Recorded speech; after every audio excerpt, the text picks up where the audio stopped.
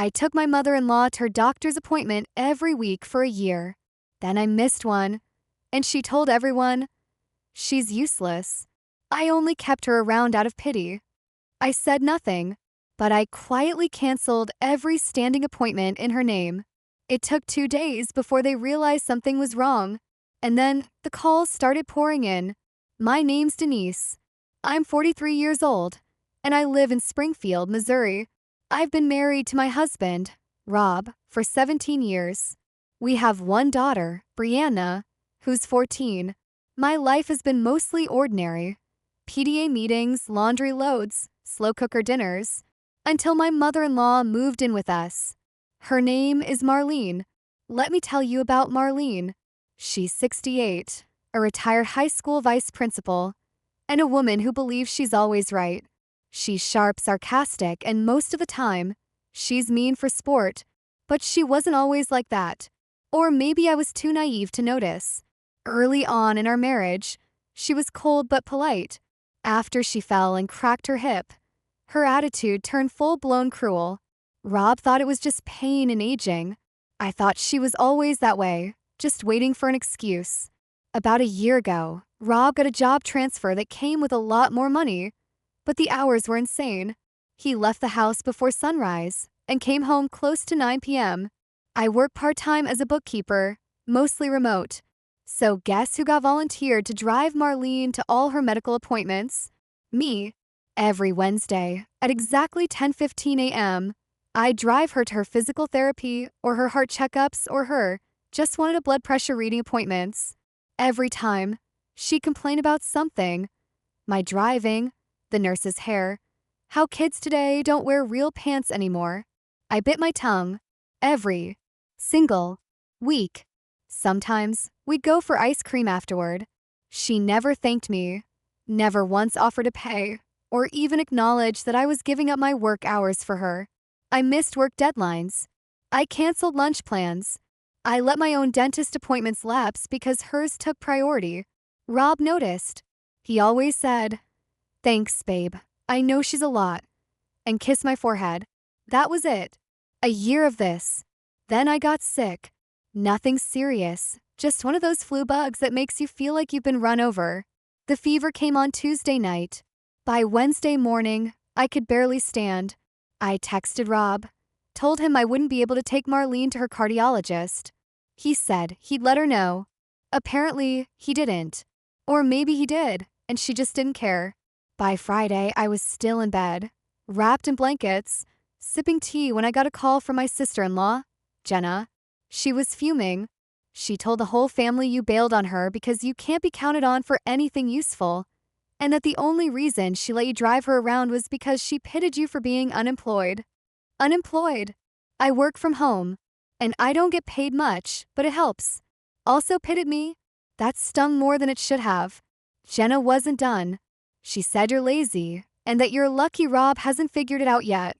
She told Aunt Marie at poker night, and the ladies at church, they all think you're some kind of freeloader. I hung up. I stared at the ceiling. I didn't cry. I didn't call Rob. I didn't do anything. But something in me broke. All this time, I'd been trying to be a good daughter-in-law, a decent person. I never threw her words back at her. I let the insults roll off me. I told myself she was old and bitter and lonely. But this was beyond cruel. I had given her a year of my Wednesdays, and now she had the gall to act like she was doing me a favor? That night, I waited until Rob was asleep, and then I got on my laptop. I pulled up Marlene's MyChart account. She'd given me access a while back because she couldn't be bothered to deal with tech crap. I knew every appointment she had scheduled for the next 3 months. 8 appointments. Physical therapy, blood work, 2 specialists, a bone density scan, even an eye exam. All standing appointments. All confirmed. One by one. I canceled every single one of them. I typed the same reason into each online cancellation form. Patient no longer requires assistance. Appointment canceled by caretaker. I logged out.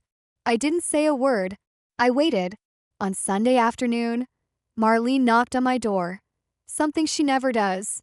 She just barges in. But this time, she knocked. "Did you cancel my appointments?" I looked her dead in the eye. "No," I said. "I just didn't feel needed anymore." She didn't say anything. She just stood there, her mouth twitching. And then she turned and walked away. By Tuesday, the calls started. The cardiologist's office called to confirm why she missed her appointment and hadn't rescheduled. Then the eye clinic. Then the physical therapist. Then her podiatrist. Each time, she'd storm out of her room, red-faced, barking questions at me like I was the help. I shrugged.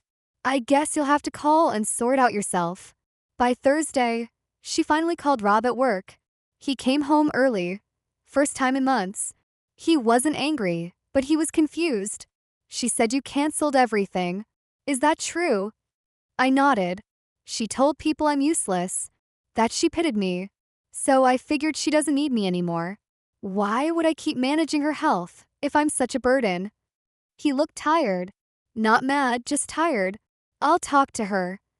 I don't know what he said to her that night, but the next morning she was quiet. For the first time in months, she didn't speak a single insult, just sat at the table, stirring her coffee. But the damage was done. Jenna called again. She's embarrassed. People at church are talking. She tried to play the victim, but it backfired. She said, "You're petty." I told her she was lucky you didn't do worse. Marlene never apologized. She rescheduled all her appointments on her own. I never drove her again. But here's where it gets deeper. Rob started noticing all the other things I was quietly doing. The way I managed his mom's medications. How I handled the grocery orders. That I was basically holding the house together while his mother tore me down. He offered to hire a home aide for Marlene. She refused. So he moved her out to a small condo he rented in Battlefield, just 20 minutes away, but far enough that I didn't have to hear her voice every day. She was livid, said I manipulated her son, that I turned him against his own mother. But Rob didn't see it that way anymore. He told her she was lucky I stuck around as long as I did. The final nail. That Thanksgiving, Marlene invited the family to her condo. I declined. Spent the day with my sister and her kids instead. No drama, no tension, just peace. After dinner, Jenna texted me a photo. It was Marlene at the head of the table, alone, with 6 empty chairs around her. Everyone else bailed. Some said they were tired of her cruelty. Others just wanted a break from the drama. She sat there with her turkey, and no one to carve it for. I didn't laugh. I didn't cheer. I just turned my phone face down, poured myself another glass of wine, and helped my niece with her coloring book. She said I was useless. Turns out I was the glue. And now, she's learning what life looks like without it. After that Thanksgiving, things went quiet for a while. Rob and I got into a better rhythm. He started coming home earlier. I felt more like a wife again, not a full-time caretaker. Brianna noticed it too. She told me, "It's nice when you smile more, Mom." But peace never lasts long when someone like Marlene is in the picture. Around mid-January, Rob got a call at work. It was from Adult Protective Services. Someone, they wouldn't say who, filed a complaint. Said Marlene was being neglected by family. Left without help, possibly without food or proper care. Rob was stunned. He called me immediately. I was even more stunned. He met the investigator at Marlene's condo. According to Rob, the place was clean, her fridge was full, and she had her medication sorted. But Marlene, she leaned into the victim role like she was born for it. She said I abandoned her. Rob told me that night. She told the guy you canceled all her doctors out of spite, that you poisoned the family against her. I just stared at him. My stomach dropped. He rubbed his face, exhausted. "I think she's trying to punish you." I nodded. "Of course she is. It's who she is." The investigator closed the case after one visit. He said it was clearly a family dispute, and there were no signs of abuse or neglect. But the damage was done. Rob had to explain to his HR why APS contacted him at work. Brianna's school found out too. Apparently, Marlene had also contacted them. She told the school counselor that Brianna wasn't safe at home because of family tension. They called me in. I sat across from the school counselor, heart pounding in my chest. My daughter, my sweet, quiet girl who had finally been happy again. The counselor saw the look on my face. She said, "Don't worry, we've seen this before." It didn't sound right, but we had to check. Still, I went home that day and sobbed in my car before I even made it to the driveway. That night, Rob drove to Marlene's condo alone. He didn't come back until after midnight. He didn't say much. Just, "She crossed a line today." The next morning, she called my phone 5 times. I didn't pick up. She left a voicemail. "You ruined everything. You embarrassed me. You turned my own family against me. I gave you so many chances to be useful, and you just burned it all." Then she hung up. No apology. No recognition of what she'd done. Just blame. I blocked her number. 2 days later, Jenna called. She's calling everyone now. Spinning stories. Said you're mentally unstable. That you're dangerous. I didn't even get angry anymore. I felt tired. Just numb. I told Jenna, if she wants a war, she can have it. But I'm not fighting fair anymore. So I started gathering emails, texts, voicemails, the medical log I kept for her over the last year, appointment schedules, her pill tracker I created, the food delivery receipts I paid for out of my own bank account. I printed everything, created a binder, a literal, labeled, color-coded binder. I sent it to every single family member who still spoke to her.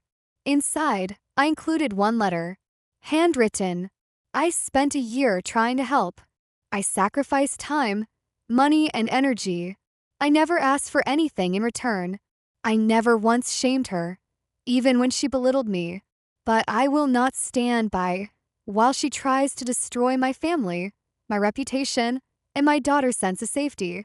You can choose to believe her, or you can see what really happened. I don't need pity.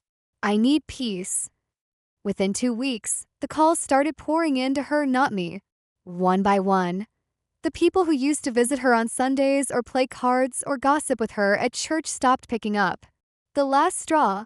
She was removed from the church directory. One of the elders had been copied on the binder I sent. Turns out, she told them I was emotionally abusive and possibly violent. They didn't believe her. They had known me and Rob for 20 years. They asked her not to return until she worked through her personal conflicts with her family. That hit her harder than I thought. She showed up at our house one evening in late March. I didn't open the door. I watched her through the peephole. She stood there with a small tin of lemon bars, the kind she used to make before everything turned cold between us. She stood there for 5 minutes, then left. Rob watched the whole thing with me. He didn't say anything, just pulled me into his chest and held me there for a long time. That night, Brianna asked, "Are we going to Grandma's for Easter?" "No," I said gently. "Not this year." She nodded. "Good. She always made you sad anyway." There was no revenge left to plan. I had done enough. She burned the bridge, and I made sure the ashes scattered far enough that she couldn't rebuild it. But something tells me she hasn't given up yet, and I haven't forgotten what she tried to do to my daughter. A few weeks after Easter, things started to feel normal again. Rob was home more. I was getting steady freelance work. Brianna made the honor roll. Marlene had faded into the background. Then, out of nowhere, a woman named Deborah knocked on our door. I opened it cautiously. She looked to be in her 50s, well-dressed, holding a small clipboard and a shoulder bag. "Hi, you're Denise, right?" "I'm Deborah. I'm with Golden Hearts Senior Support. I'm Marlene's new in-home advocate." I blinked. "Excuse me." She smiled like she had no idea the landmine she just stepped on. Marlene enrolled in our program for seniors who've experienced neglect or family estrangement. I'm assigned to help manage her needs and reestablish her support system. I let out a short, stunned laugh. "She told you we neglected her?" Deborah's expression didn't change, but I saw a flicker of hesitation. I'm just here to listen and gather both sides. Marlene asked that I come talk with you, since she's trying to rebuild the relationship. No, she isn't, I said. She's trying to save face. Deborah cleared her throat. She mentioned something about you canceling her medical care. I stepped outside and pulled the door shut behind me. I didn't want Brianna hearing any of this.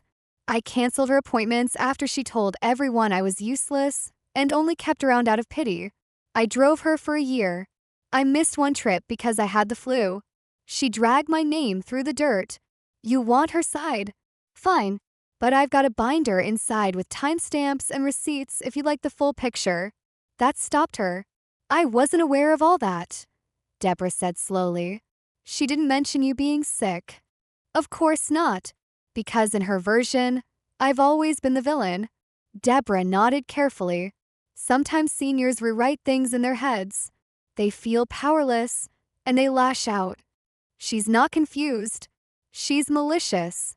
Deborah thanked me and left. I called Rob at work, told him everything. He sighed hard and muttered, "What now?" We both agreed. Marlene wasn't done. She was looking for sympathy somewhere. And now she had found a new organization to exploit. But it didn't stop there. A week later, Rob's company held a spring mixer. Spouses were invited. I didn't want to go, but I knew Rob had been hoping to show me off a little after everything we'd been through. That night, we're standing near the snack table chatting with one of his bosses, when a woman from HR approaches and quietly pulls Rob aside. I couldn't hear the full conversation, but I heard the words, harassment complaint, and your mother submitted. My stomach dropped. He came back 10 minutes later, jaw tight. She submitted a complaint to HR accusing you of threatening her.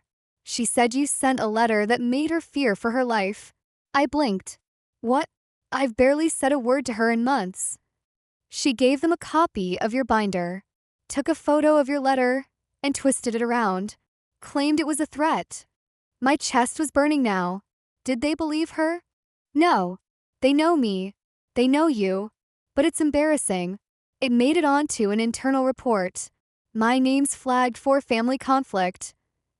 That night, something snapped in Rob. He called Jenna, told her everything.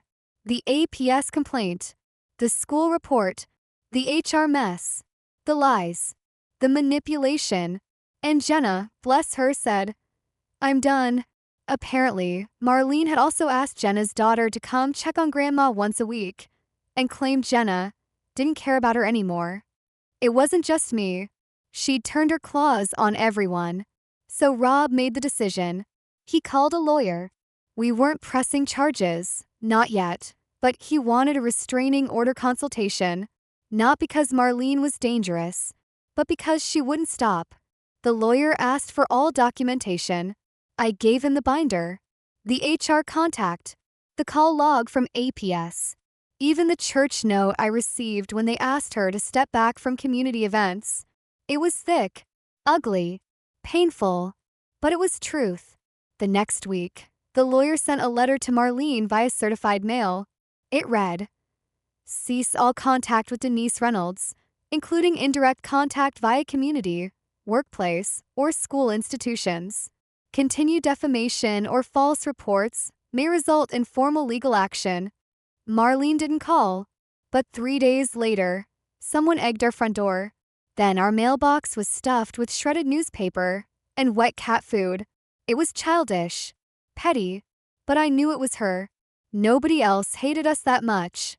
Rob filed a police report, not because we thought they'd do anything, but because he wanted a paper trail. And then we did the one thing I never thought we'd do. We cut her off completely. Not a call, not a visit, not a reply. Brianna blocked her on everything. I unlinked my access to her medical portals. Rob paid the remaining months on her lease up front and left her a printed note. "You made your choices. You're on your own now." It's been 6 weeks since that note. She's been quiet. No more eggings. No more strange knocks. But we know her silence isn't peace. It's a setup. We're waiting for the next storm. Because if there's one thing Marlene taught me, it's that people like her don't just fade out quietly. The calm lasted exactly 11 days. On the 12th, I got a message from Brianna's school again. This time, it was serious. They'd received an anonymous tip that I was verbally abusive and unstable at home, and that Brianna was afraid to come forward. A child welfare officer had already been contacted. I sat at the kitchen table, staring at the email on my screen. My hands were shaking. I didn't cry. I didn't even blink. I just stared. Rob came home from work early. We sat together in the school counselor's office the next day, listening as she gently explained that she didn't believe a word of it. But because of how the system works, a home visit was still required. Brianna was scared. I was humiliated. Rob clenched his fists the entire time. After they left our house, I collapsed in the hallway. I just sat there, knees to my chest, not saying a word. That was the moment Rob broke. "I'm done," he said. That night, he drove to Marlene's condo again. I begged him not to go alone, but he wouldn't hear it. He came back an hour later. He was pale, quiet, shaken. "I recorded everything," he said, pulling out his phone. "She admitted she made the call. Said it was the only way to make you show your true colors. She said if the state took Brianna, maybe then I'd realize you're not worth it." I stared at him. My mouth was dry. "She said that?" I whispered. He nodded. I sent the recording to the lawyer. "We're filing for a full protective order. If she comes near us again, she's done." We submitted the paperwork. The lawyer fast-tracked it with the audio. A judge granted it 2 days later. She was legally barred from contacting any of us. No phone, no mail, no social media, no third-party advocates. Nothing. The day she was served, she showed up at Jenna's house, pounding on the door, screaming that we set her up. Jenna didn't answer. Marlene collapsed in the driveway, screaming until a neighbor called the cops. They took her for an involuntary mental health evaluation. Turns out, Marlene had stopped taking one of her medications for months, said it made her feel foggy. She didn't like how it dulled her edge. After 72 hours, she was released, but her name was flagged in local medical and legal systems. Her church cut all ties. Golden Hearts dropped her as a client. Even her poker group disbanded. No one wanted the chaos. We didn't celebrate. There was no parade, no moment of triumph, just silence. 3 months later, Rob got a letter. It was from Marlene. It was short, handwritten, in stiff cursive. "I hope you're proud. Your wife tore this family apart. You chose her over your own blood. One day, Brianna will see what kind of woman raised her." Rob didn't respond. We framed it and hung it in the garage, a private reminder of who we were finally free from. Brianna started therapy to deal with the fear. At first, she was quiet. Then one day, she said to her counselor, "Grandma used to scare me, but I didn't want to upset Mom." That broke my heart in places I didn't know I had. We talked about it for a long time. She told me she used to pretend to sleep on Wednesdays when I came home from driving Marlene because she could feel the sadness. I thought if I was quiet, it would go away. She was 10 when that started. I had no idea. That's what Marlene stole from me. The chance to protect my daughter fully, while I was busy protecting everyone else from her wrath. But now, we had space. Real peace. It took almost a year after the protective order before Rob and I fully relaxed. We stopped jumping at blocked calls. We stopped checking the driveway before going to bed. Marlene never violated the order. Eventually, we heard from a neighbor that she'd moved into a low-income assisted living facility near Branson. She had no visitors. No one checked on her. Even Jenna stopped trying. One day, out of morbid curiosity, I drove by the place. Not close, just a street or two over. I sat in the car, staring at the ugly brick building. I wondered if she was sitting in a chair somewhere, still bitter, still rewriting the story in her head, where she was the victim and I was the monster. And then I realized I didn't care. I started my car, turned around, and drove home to my daughter, who was outside in the front yard, tossing a football with her dad. I watched them for a while. Rob saw me. He smiled. I smiled back. That was the moment I realized she didn't destroy us. She revealed us. And without her poison in our home, we finally had the chance to live the life she always resented us for having.